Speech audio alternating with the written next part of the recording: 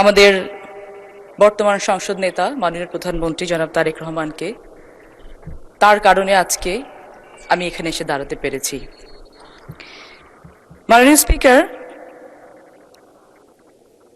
ইদানিং মাঝে মাঝে আমাদের সংসদের তাপমাত্রা 25 ডিগ্রি এমনি এসি চলে, তারও একটু বেশি উত্তপ্ত হয়ে যায় আমাদের মাননীয় বিরোধী দলের সংসদ সদস্যদের কারণে।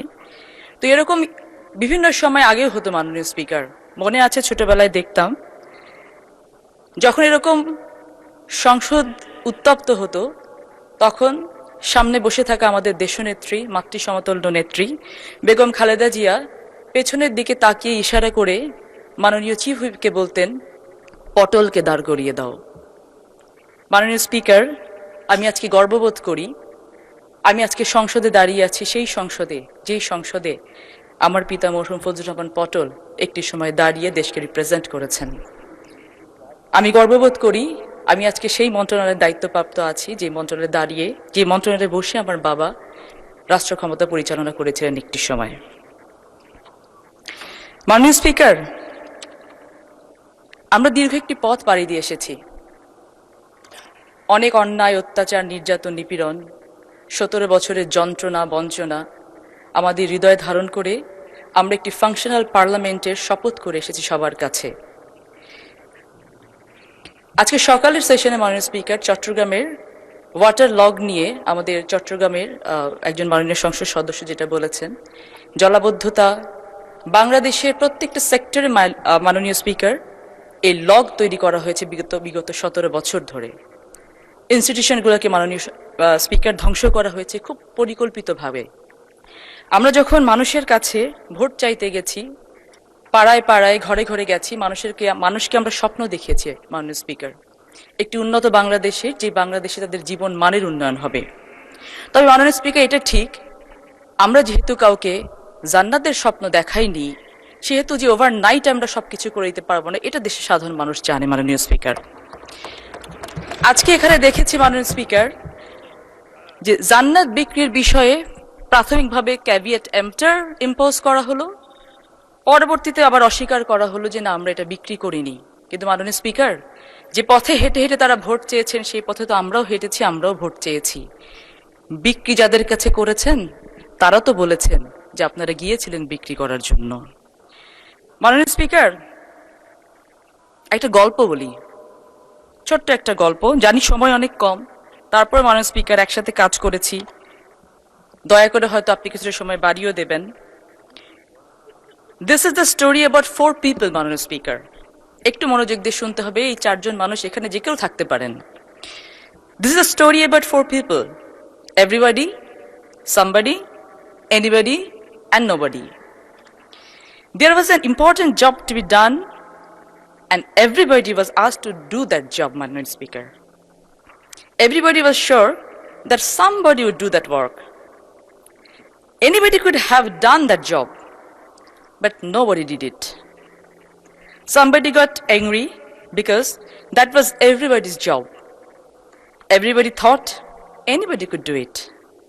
And nobody realized everybody wouldn't do it.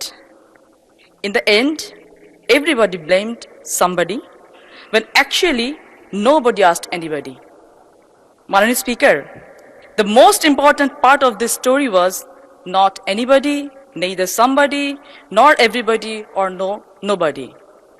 It was actually the job that was supposed to be done, Honorable Speaker.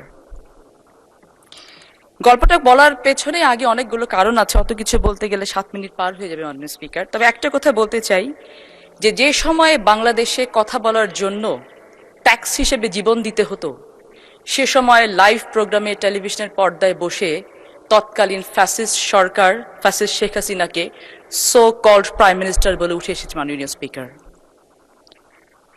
এখন মাঝে মাঝে টকশোতে যখন ডাকা হয়, আন্তরিকতার সাথে সাংবাদিক ভাই বোনদেরকে বলি, টকশোটা করেছি অনেক, একটু ওয়ার্কশো করা দরকার, কিছু কাজ করে নিই, জবাবদিহিতার জায়গা জনগণের কাছে আছে, ফিরবো জনগণের কাছে, জবাব তাদেরকে দিব ইনশাল্লাহ। মাননীয় স্পিকার, ছোটবেলায় দেখেছি, আমরা সবাই দেখেছি, পাড়া মহল্লায় ঘুরে ঘুরে ঘুরে ঘুরে লেইস ফিতা লেইস বলে ফেরিওয়ালারা ঘুরতেন, কাচের চুড়ি, কপালের টিপ, চুলের ফিতা নিয়ে তারা বিক্রি করতেন। মাননীয় স্পিকার ৭১ দেখিনি, ২৪ দেখেছি। মাননীয় স্পিকার দেখেছি লেইস ফিতা লেইস স্টাইলে ৭১কে বিক্রি করতে করতে দেউলিয়া করে ফেলেছে মাননীয় স্পিকার একটি দল। ইদানিং আবার মাননীয় স্পিকার একই স্টাইলে জুলাইকে বিক্রি করার জন্য জুলাই লাগবে জুলাই বলা শুরু হয়েছে। মাননীয় স্পিকার, দেউলিয়া হওয়ার আগে বন্ধ হয়ে যাওয়া উচিত। আপনার মাধ্যমে পুরো সংসদকে জানাতে চাই, চেতনা বিক্রি করার না, ধারণ করার বিষয়। আপনার মাধ্যমে জানাতে চাই, let's focus on the spirit, not on the credit. মাননীয় স্পিকার, দেশ অনেক দিয়েছে। ভিকারুননিসা স্কুলে পড়েছি, কলেজে পড়েছি, পরবর্তীতে ঢাকা বিশ্ববিদ্যালয় আইন বিভাগে পড়াশোনা করেছি। মাননীয় সদস্য, আসলে আমাদের টাইম তো খুব লিমিটেড, তারপরে আপনাকে আর ৩ মিনিট বাড়িয়ে দেয়া হলো। দয়া করে ৩ মিনিটের মধ্যে শেষ করবেন, ধন্যবাদ। মাননীয় স্পিকার, দুটো কথা না বললেই না। দেখেছি যে যখন এলাকার কথা বলা হয় তখন ২ মিনিট না ৫ মিনিট বাড়িয়ে দেওয়া হয়। মাননীয় স্পিকার, এরপর আমি এলাকার কথা বলার জন্য আরো ২ মিনিট বাড়িয়ে নিব আপনার কাছ থেকে। মাননীয় স্পিকার, আজকে দাঁড়িয়েছি বাংলাদেশের সব থেকে সর্বোচ্চ ডিগনিফাইড একটি প্ল্যাটফর্মে। মাননীয় স্পিকার, এই প্ল্যাটফর্ম যারা আমাদেরকে করে দিয়েছেন, কথা বলার সুযোগ করে দিয়েছেন মাননীয় স্পিকার, সেই সাধারণ জনগণের জন্য আজকে আমাদের কাজ করার সময় এসেছে। এই কাজ করার সময়ে মাননীয় স্পিকার, আমরা দেখেছি যে কিছু ধর্ম ব্যবসায়ী আছেন, ধর্মটাও কিন্তু ধারণ করার বিষয়। আমি খুব অবাক হয়ে দেখেছি বিগত কিছুদিন আগে আমাদের এই সংসদের বিভিন্ন সহকর্মীদেরকে নিয়ে, নারী সহকর্মীদেরকে নিয়ে সংসদের বাইরে কুরুচিপূর্ণ মন্তব্য করা হয়েছে।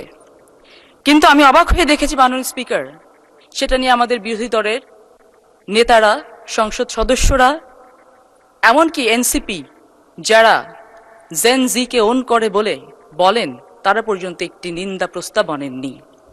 এখানে দাঁড়িয়ে মাননীয় স্পিকার, আমি বলতে চাই, পৃথিবীতে এমন কোনো ধর্ম নেই যে ধর্ম কখনো পুণ্যকে না বলেছে, পাপকে হ্যাঁ বলেছে। ইসলাম সব থেকে বেশি সম্মানিত করেছেন নারীদেরকে। সেই নারীদেরকে মাননীয় স্পিকার, সংসদ সদস্যরা যখন কুরুচিপূর্ণ ভাষায় মন্তব্য করে, এটি পুরো বাংলাদেশকে, নারী জাতিকে কুরুচিপূর্ণ ভাষায় মন্তব্য করা হয়। মাননীয় স্পিকার, সৌভাগ্য হয়নি শহীদ রাষ্ট্রপতি জিয়াউর রহমানের কাছ থেকে রাজনীতি শেখার, কিছুটা সৌভাগ্য হয়েছে আমাদের দেশনেত্রী, আপসীন নেত্রী বেগম খালেদা জিয়ার কাছ থেকে রাজনীতি শেখার। আর বর্তমানে অভিভাবক হিসেবে একজনকে পেয়েছি মাননীয় স্পিকার, তিনি এমন একজন দক্ষ নাবিক, সাগর যত উত্তালি হোক না কেন পথ হারানোর কোনো উপায় নেই ইনশাআল্লাহ। আমরা জনগণের জন্য কাজ করছি, জনগণের জন্য কাজ করব। লালপুরের বিটি হিসেবে, নাটোরের বিটি হিসেবে কয়েকটা কথা না বললেই না। আজকে নাটোর এবং লালপুরের বেশ কিছু প্রবলেমস নিয়ে আমরা কথা বলবো মাননীয় স্পিকার। এখানে চর আছে, প্রত্যেকটা চরাঞ্চলে কিছু সমস্যা থাকে। এই চরগুলোকে ইউটিলাইজ করে যদি আমরা আমাদের রিনিউয়েবল এনার্জির ক্ষেত্রে কাজে লাগাতে পারি, তাহলে সেখানে ক্রাইম কমে যাবে। আমাদের নাটোরে নর্থ বেঙ্গল সুগার মিল আছে মাননীয় স্পিকার, সেটাকে আমরা উন্নত করতে চাই। মাননীয় স্পিকার, সারা বাংলাদেশের যুবকদের এবং নারীদেরকে উন্নত করার জন্য নাটোরকে উন্নত করতে হবে মাননীয় স্পিকার, সেই জায়গাটিতে আমরা এমফাসাইজ দিতে চাই। আজকে এই মহান সংসদে দাঁড়িয়ে আমরা প্রতিজ্ঞাবদ্ধ হতে চাই যে দেশ